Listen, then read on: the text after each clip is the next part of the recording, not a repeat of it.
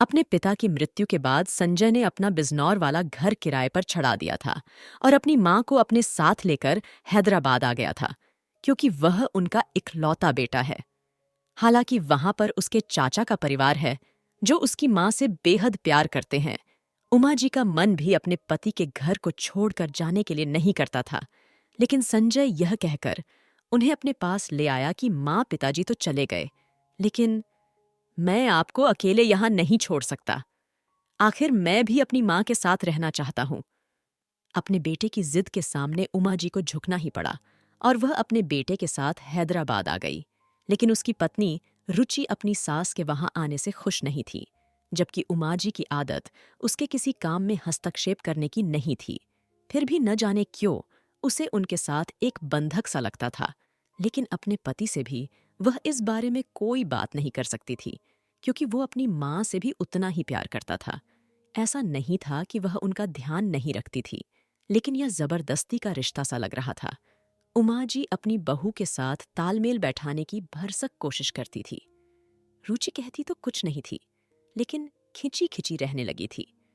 उमा जी अपने बेटे से इस बारे में इसलिए भी बात नहीं करना चाहती थी कि उनकी वजह से उनके बेटे और बहू में कोई क्लेश ना हो, क्योंकि उन्हें पता था कि उनका बेटा अपनी मां की अवहेलना बर्दाश्त नहीं करेगा। वे अपना सारा समय अपने पोते और पोती के साथ बिताया करती थीं, जो उन्हें बहुत प्यार करते थे। उनके सानिध्य में उन्हें बहुत खुशी मिलती थी। संजय से अपनी मां के प्रति रुचि का व्यवहार छुपा हुआ ना रह सका। उसने रुचि को समझाने की भी कोशिश की, लेकिन वह नहीं बदली। एक दिन उसकी चाची की तबीयत अचानक खराब हो गई, इसीलिए कुछ दिन के लिए अपने देवर के कहने पर उसकी मां बिजनौर चली गई। एक दिन रुचि के माता पिता बिना कोई जानकारी दिए कुछ दिन के लिए रुचि के पास रहने के लिए आते हैं।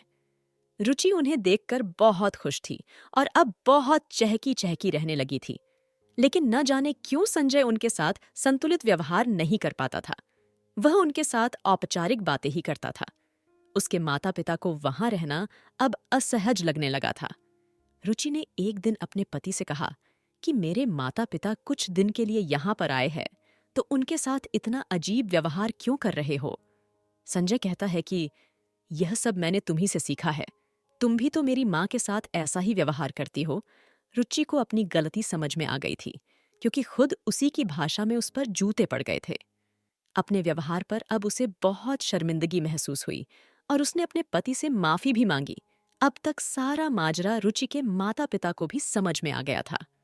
उन्होंने अपनी बेटी से इतना ही कहा कि जब तक खुद पर नहीं बीतती, तब तक हमें दूसरे की दिक्कत भी समझ में नहीं आती।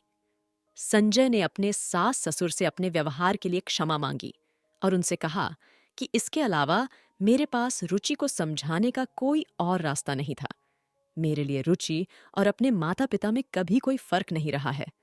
उन्हें आज अपने दामाद पर बहुत गर्व हो रहा था। कुछ दिन बाद जब उमाजी वापस आई, रुचि का व्यवहार पूरा बदल चुका था। अब उमाजी से उसका रिश्ता माँ बेटी की तरह हो चुका है। दोस्तों, सही बात है। जैसा व्यवहार हम दूसरों से चाहते हैं, वैसा हमें भी उनके साथ करना पड़ेगा, फिर चाहे रिश्ते अपने हो या पराए।